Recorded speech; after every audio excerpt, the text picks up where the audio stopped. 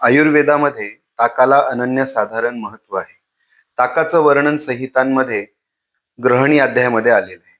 पोटाचे आजार जसे की अपचन होणे, पोटामध्ये गॅसेस होणे, वारंवार मलप्रवृत्ती होणे, जेवणानंतर लगेच शौचाला जावं लागणे, असे आजार ज्यांना आहे त्या आजारास ग्रहणी असं म्हणतात.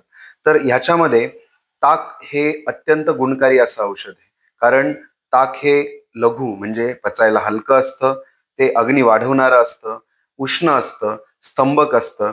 त्याच्यामुळे ते वात, पित्त, कफ या तिन्ही दोषांना कमी करतं. म्हणून हे ताक आपण जेवणानंतर अर्धा ग्लास एवढ्या प्रमाणात घेऊ शकतो. परंतु एक महत्वाची गोष्ट म्हणजे हे ताक पॅकेटचं नसावं किंवा हे फ्रीज केलेलं नसावं. तर आपल्या घरी तयार केलेल्या दह्यापासून भरपूर प्रमाणात पाणी आणि त्याच्यामध्ये जिरपूड घालून हे ताक आपण घ्यायला पाहिजे.